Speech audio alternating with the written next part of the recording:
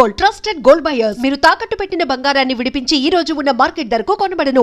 యాక్చువల్గా ఎవరైనా ఇండస్ట్రీలోకి వచ్చేటప్పుడు ఏదో ఒక నిర్మాత ఛాన్స్ ఇస్తాడు, మనం సక్సెస్ అవ్వాలి, ఫ్యామిలీని పోషించుకోవాలి, 4 రూపాయలు డబ్బులు సంపాదించుకోవాలి, ఈ మైండ్ సెట్ ఉంటుంది. కానీ మీకు మాత్రం పర్టికులర్గా రామానాయుడు గారే కావాలి, ఆయన దగ్గరే పనిచేయాలి, ఆయన దగ్గరే అడ్వాన్స్ తీసుకోవాలి, ఆయన బ్యానర్లోనే సినిమా చేయాలి, ఇదేం టార్గెట్ సార్ చిన్నప్పటి నుంచి?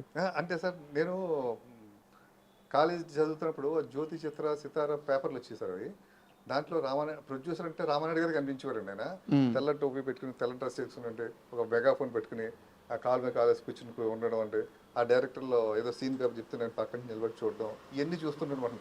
అలాగా ఏ ప్రొడ్యూసర్తో ఎవరిది ఉండేది కదండి. ఆ వర్కింగ్ స్టైల్స్ ఒక రామానాయుడు గారిగా ఉండి తప్పితే మిగతా ప్రొడ్యూసర్స్ చాలామంది ప్రొడ్యూసర్లు ఉన్నా కూడా ఉండేది కదండి.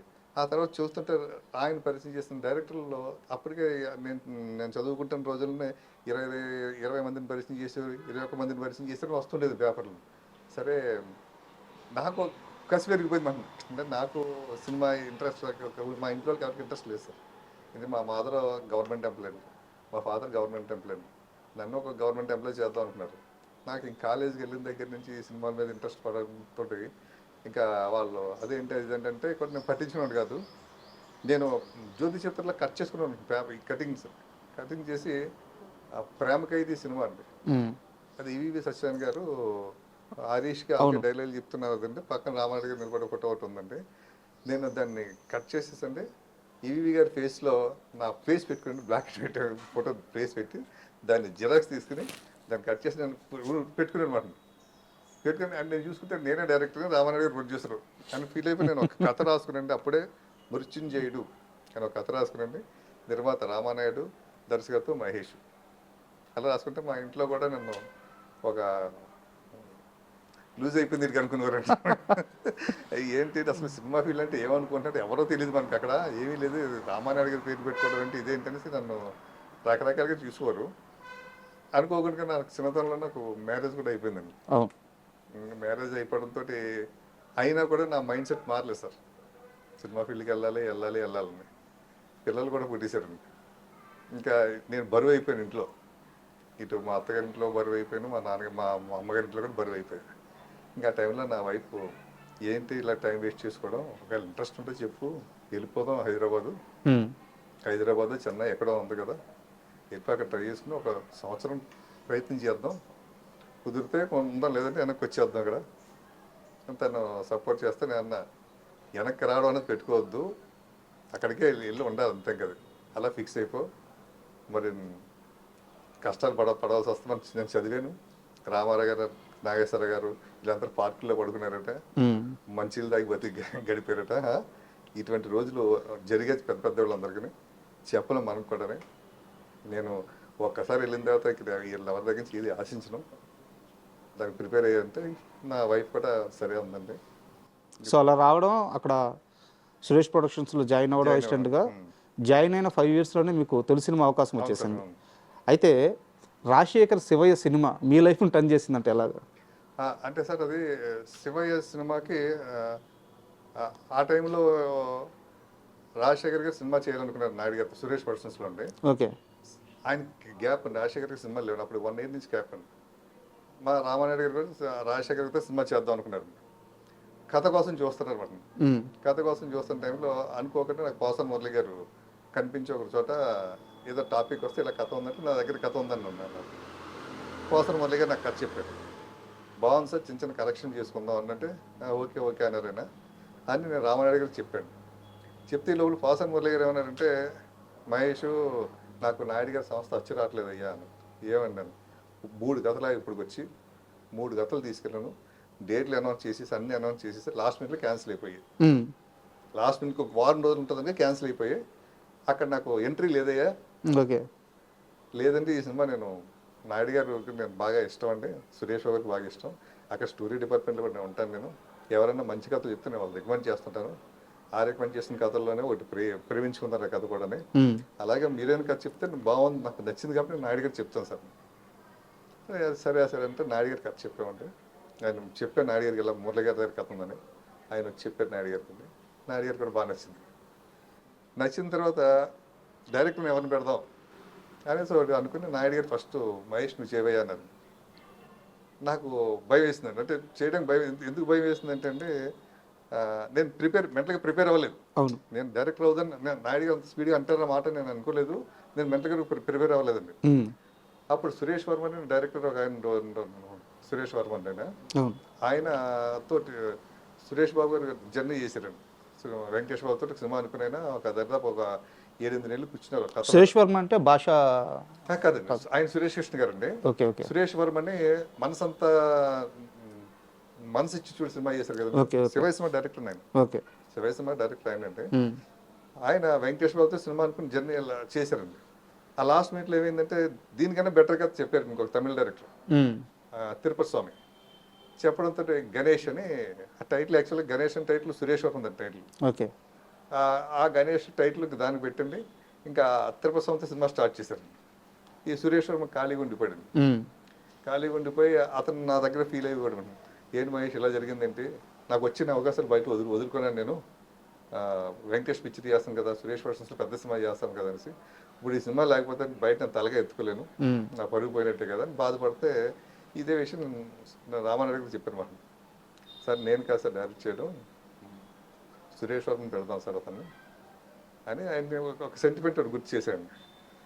ఎలా అంటే జయంత్ గారు ఉన్నారు, జయంత్ సి పరంజీ గారు. అవును.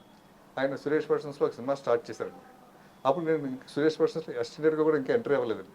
93లో ఆయన ఒక సినిమా స్టార్ట్ చేశారండి. వెంకటేష్ బాబు 3 హీరోయిన్లతో. ఒక 5-6 రోజుల్లో అంతా షూటింగ్ జరిగి ఆగిపోయింది సినిమా. కథ సరిగ్గా లేదు, అది దానికి అలా ఆగిపోయి ఇంకా ఆయన సినిమా ఇంకా అలా పక్కన పడిపోయినాడు. ఇంకా ఆయన సినిమా చేయలేదండి. మళ్ళీ ఆయనకి ఒక 4 years గ్యాప్తో మళ్ళీ 4 years తర్వాత మళ్ళీ మా సురేష్ బాబు గారు పిలిచి ప్రేమించుకుందర సినిమా ఇచ్చారండి. అప్పటివరకు ఆయన సినిమా చేయలేదు. బయట కూడా ఆయనకి పెద్ద అవకాశాలు లేవు. ఆయన కొంచెం గిల్టీగా ఫీల్ అవుతుంటారు. సినిమా స్టార్ట్ అయ్యి పెద్ద సంవత్సరం సినిమా స్టార్ట్ ఆగిపోయింది కదండి. అది సూపర్ డూపర్ హిట్ అయింది సార్ ప్రేమించుకుందాంరా. అది మా వెంకటేశ్వర కెరీర్లోనే బిగ్గెస్ట్ హిట్ అండి ఆ టైంలోనే. అది నేను రామారావుకి గుర్తు చేశాను. సో ఈయన కూడా ఇలా జరుగుతుంది కాబట్టి ఇతను కూడా మనం 1 year నుంచి మనం కూర్చోబెట్టుకున్నాం కదా సార్, ఇతనితోనే చేయిందాం సార్ శివాయి సినిమా. అంచేత కొంచెం సెంటిమెంట్గా బాగుంటుందేమో నా పర్సనల్ ఫీలింగ్ సార్. సరే ఓకే అలాగే అన్నారు అని ఆ విధంగా శివాయి సినిమా స్టార్ట్ చేసాం సార్. చేసినప్పుడు ఏంటంటే మధ్యలో డైరెక్టర్ గారికి రామారావు గారికి కొంచెం మిస్అండర్స్టాండింగ్స్ రావడం, ఓకే, లేకపోతే రైటర్తో రావడం, ఇంక ఇవన్నీ నేను కోఆర్డినేట్ చూసుకుంటూ ఉండేవాడు అనమాట. వెళ్ళి చివరికి ఒక టైంలో ఏమైందంటే కొన్ని సెంటిమెంట్ సీన్స్ ఆయన డైరెక్టర్ గారు తీసిన సీన్స్ మా రామారావు గారికి నచ్చలేదండి. ఆ సెంటిమెంట్ అదంతా అనేది కొంచెం ఏదో కింద ఉందని అవి మేము రీషూట్ చేస్తున్నప్పుడు మేము కలిసి డిస్కస్ చేసి, నేను డైరెక్టర్ కలిసి డిస్కస్ చేసి అలా కాదు ఇలా చేద్దాం సెంటిమెంట్ కదా అనేసి నాయుడు గారి దగ్గర మేము ఒక అండర్స్టాండింగ్కి వచ్చింది, చేయడం మొదలుపెట్టాం. చేసి ఇంకా ఆ సినిమా ఏంటంటే రాజశేఖర్ గారు ఆ టైంలో ఫ్లాపుల్లో ఉన్నారండి. సురేష్ వర్మ ఫ్లాప్ డైరెక్టర్ అండి. మా రామానాయుడు గారు కూడా కంటిన్యూ ఫ్లాపులు చేశారండి. ఓకే. సూపర్ హీరోస్ ఒక సినిమా అండి, దాని ముందు తాత మనోడు సినిమా, ఈ 2 సినిమాలు ఫ్లాప్లే ఉన్నాయండి. దాంతో అందరికీ అది ఒక ఫ్రస్ట్రేట్ సినిమా అయిపోయిందండి. అయిపోయి మా నాయుడు గారు మాటికి ఏమయ్యా మహేష్ ఈ సినిమా కనుక ఫ్లాప్ అయితే ఇంక నేను సినిమాలు చేయనయ్యా, ఇంక నువ్వు డైరెక్టర్ కావయ్యా, నువ్వు బయట ఎత్తుకోవాలి, నీ డ్రీమ్ ఇక్కడ అంటున్నావు కానీ కష్టం అయ్యా అంటే, లేదు సార్ సినిమా హిట్ అవుతుంది సార్, దీని గురించి మేము పడతాం సార్ అని చెప్పేసి ఇంకా సినిమా మీద నేను ఎక్కడ కాంప్రమైజ్ అయిపోయాను కదండి. పోసాని మురళి గారితో గొడవ పడివ్వండి స్క్రిప్ట్ విషయంలో, ఓకే, అలాగే డైరెక్టర్తో గొడవ పడివ్వండి అండి మేకింగ్ టైంలో, అలాగే హీరో రాజశేఖర్తో కూడా గొడవ పడివ్వండి. అంటే ఆయన కొంచెం లేట్గా వచ్చినా లేకపోతే ఇంకేదైనా నిజమేనా అది ఏదండి రాజశేఖర్ గారు సెట్కి లేట్గా వస్తారు పాపం ఆయనకి కొంచెం ఆయన పర్సనల్ ప్రాబ్లం ఉంది సార్. దాంతో ఒక్కోసారి లేట్ అయ్యేది అది. అంటే మేము ప్రిపేర్ అయ్యే చేసాం సినిమా, ప్రిపేర్ అయ్యే చేసేవాళ్ళం. కానీ అవుట్డోర్ వెళ్తాడికి ఆ లేట్ హైదరాబాద్లో ఉన్న లేట్ అనుకోండి సార్, అది మనం ఏదో కవర్ చేసుకుంటాం సార్. అది అవుట్డోర్లో వెళ్ళినప్పుడు లేట్ అయితే అది మనకి డేస్ పెరిగిపోతాయి, బడ్జెట్ పెరిగిపోతుంది. తర్వాత ఆ కాంబినేషన్ డేట్ మిస్ అవుతాయి. వాళ్ళు వేరే వాళ్ళకి ఉంటుంది కదా సార్ డేట్లు, మిస్ అవుద్ది. ఆ టెన్షన్ అది ఏమవుద్దంటే అది డైరెక్షన్ డిపార్ట్మెంట్ పడుతుంది, ఆ సినిమా పనిచేస్తున్న కో డైరెక్టర్ మీద పడుతుంది. ఆ ప్రెజర్ అంతా ప్లానింగ్ సరిగ్గా లేదు ఏంటంటే, అప్పుడు నాయుడు గారికి ఏంటంటే నాకు ఫుల్ పవర్స్ ఇచ్చేసారు నాయుడు గారు. సెట్లో నా తర్వాత మహేష్ అన్నది ఆయన డిసైడ్ చేస్తారు అందరికీ. దాంతో ఇంకా నాకు బరువు ఎక్కువైపోయింది. ఏం చేద్దాం, నేను సమాధానం నన్ను నాయుడు గారు చెప్పుకోవాలండి. ఆయన నన్ను తప్ప ఇంకెవరిని అడగడండి. ఆ విధంగా దాని మీద డే అండ్ నైట్ బాగా కష్టపడ్డాం సార్. అది సినిమా మంచి ఫలితం వచ్చింది సార్. అది రాగానే సినిమా 100 days ఫంక్షన్లో శివయ్య 100 ఫంక్షన్ రామారావు గారు అనౌన్స్ చేశారు, మహేష్తో సినిమా చేస్తున్నానని. చెప్పగానే అంటే దాసనారాయణ గారు ఆ సినిమాకి చీఫ్ గెస్ట్ కింద వచ్చారు మన శివయ్యకి. వచ్చి ఆయన ఒక సినిమా కూడా అనౌన్స్ చేశారు. ఒక కోఆర్డినేటర్ గురించి ఒక ప్రొడ్యూసర్ కానీ, లేకపోతే సినిమా ఆ రోజు పనిచేసిన ఆ సినిమాకి పనిచేసిన టెక్నీషియన్స్ కానీ, ఆర్టిస్టులు కానీ, రాజశేఖర్ గారు కానివ్వండి, ఇలా చరపతిరావు గారు కానివ్వండి, వీళ్ళందరూ కూడా నా గురించి మాట్లాడారండి. అది అదేదో 100 days ఫంక్షన్ శివాయి ఫంక్షన్ అనిపించలేదండి, ఏదో మహేష్ గురించి మాట్లాడుతున్న టైప్లో మాట్లాడారు అందరినీ. అది నాకు అది దాసనారాయణ గారు చాలా హైలైట్ చేశారు. ఒక 100 days ఫంక్షన్లో ఒక కోఆర్డినేటర్ గురించి ఇంత గొప్పగా మాట్లాడడం చాలా హ్యాట్సప్. అది నేను అంటే మహేష్తో సినిమా చేస్తాను నేను కూడా అని సందర్భం. అండ్ శివయ్య సక్సెస్ తర్వాత రామానాయుడు గారు మీకు మాట ఇచ్చినట్టే మిమ్మల్ని డైరెక్టర్ చేస్తా అన్నారు, కథ రెడీ చేసుకోమన్నారు. ఎవరికైనా కథ రెడీ చేసుకోమంటే సరే దగ్గరలో అందుబాటులో ఉన్న కథలు ఏవో పట్టుకుంటారు. బట్ దీనికంటే ముందే మీరు డైరెక్టర్ అవ్వాలనుకొని పోసాని కృష్ణమురళి గారి దగ్గరికి వెళ్ళి వాళ్ళ భార్య బిడ్డల మీద ఒట్టేపించుకొని నీ దగ్గర ఉన్న కథ నాకే ఇవ్వాలి, నేను ఎప్పటికైనా డైరెక్టర్ అయితే నాకు ఈ కథే కావాలని ఆయన చేత వాళ్ళ భార్య పిల్లల చేత కూడా వాళ్ళ మీద కూడా ఒట్టేపించారట. అవును సార్. ఏంటి ఆ కథ, ఎందుకు అంత నమ్మకం ఆ కథ మీద? అంటే సార్ అది ఆ రోజు మాకు షూటింగ్ సార్, అక్కడ గచ్చిబౌలిలో షూటింగ్ సార్. మాకు పోసాని మురళి గారు రావాలండి. పోసాని మురళి గారికి సహాయకుల కింద ఆకుల శివ గారు కానీ, త్రివిక్రమ్ చాలా పెద్దది. అవును, త్రివిక్రమ్ శ్రీనివాస్ గారు ఉండేవారు. ఆయన ఫస్ట్ టైం త్రివిక్రమ్ శ్రీనివాస్ గారు లొకేషన్కి వచ్చాడు. ఆయన అంటే ఏం డైలాగు సెట్లో అంటే ఒకసారి ఆ హీరోకి డైలాగ్ నోటు తిరగకపోయినా దానికి ఆల్టర్నేటివ్ ఏదైనా అడిగినా కూడా రాయడానికి ఉండాలి కదా అనేసి ఇప్పుడు మేము రైటర్ని ఒక సెట్లో పెట్టేవాళ్ళం అండి. అలాగా పోసాని మురళి గారు ఎక్కువ వస్తుండేవారు. ఆ రోజు మురళి గారు ఏమన్నారంటే, మహేష్ రామోజీ గారికి ఒక కథ చెప్పడానికి వెళ్తున్నాను, డైరెక్టర్ కోదండరామరెడ్డి గారు మంచి కథ, భలే కథగా తప్పది వాళ్ళు ఇచ్చారు, మరి నువ్వు ఏదో మేనేజ్ చేయి, మన శ్రీనివాసం పంపిస్తాను నేను ఆయన అనేసి మన లొకేషన్ పంపించారు. మనని షూటింగ్ ఈవినింగ్ ప్యాకప్ అయిపోయింది. ప్యాకప్ అయిన తర్వాత ఏం చేస్తుంటే మళ్ళీ నేను డైలీ మురళి గారి ఇంటికి వెళ్ళిపోవాలండి. రేపటి సీన్లు ఆ డైలాగ్ కరెక్షన్ ఏంటి మళ్ళీ ఒకసారి కూర్చుని అనమాట. కూర్చుని తీసుకుంటే మురళి గారు కొంచెం అనీజీగా ఉన్నాడు, డిసప్పాయింట్గా ఉన్నాడు. నేను ఏమైంది సార్, ఓకేనా రామోజీ కథ అంటే, ఎక్కడ ఓకే వాళ్ళకి నచ్చలేదు కథ, పక్కన పెట్టేశారు. ఏం కథ సార్ అంటే, మీరు చెప్పి కథ నష్టపోవడం సార్, మీరు మంచి ఫామ్లో ఉన్నారు కదా ఇప్పుడు అంటే, అదే నాకు నచ్చలేదు వాళ్ళ ఇది అంటే, ఏంటి సార్ కథ అని సింపుల్ టప్ అని చెప్పాడండి. సార్ ఈ కథ సూపర్గా ఉంది సార్, ఈ కథ నేనే డైరెక్ట్ చేస్తాను, నాకు ఏమన్నా సార్ ఈ కథతో నేను డైరెక్టర్ అవుతాను, సార్ నొప్పించుకుందాం, రామారావు గారు నొప్పించుకుందాం అంటే, అలాగా మరి కోదండరామరెడ్డి గారు ఆయనకి ఏదో కథ ఇచ్చేసాను సార్, ఫెయిల్యూర్ కథ కదా ఇంకా ఆయన దృష్టిలో ఉన్నది, ఆయన పెద్ద ఇంట్రెస్ట్ చూపించరు, ఇది నేను చేసుకుంటాను సార్, ఇది మీరు మాత్రం ఎవరికి వద్దని చెప్పేసి ఆ పిల్లలు అందరం ఒట్టేయించుకున్నాడు అంట. రోజు ఒట్టేయించుకుని ఆ కథ పక్కన పెట్టి ఆ తర్వాత పోసాని గారు ఒట్టేసారా? వేసాడు. లేదు మీకు ఏం చేయాలంటే, పోసాని మురళి గారికి నీకు రుణపడి ఉన్నానే మహేష్ అన్నాడండి. ఏం చేయాలంటే ఆయన డ్రీము సురేష్ వర్సెస్లో కథ రాయాలని, రైటర్ అవ్వాలని కోరికనండి. ఆయన చాలా కాలం పడి కోరిక, ఆ కోరిక నా వాళ్ళు తీరింది సార్, శివయ్యతో తీరింది. దాంతో ఆయన ఇంక నేనంటే చాలా ఇష్టం, అంటే చాలా బాగా ప్రేమగా ఉండిపోయాడు ఆయన. ఈ కథ నా కోసం అలా పక్కన పెట్టేశాడు మనం.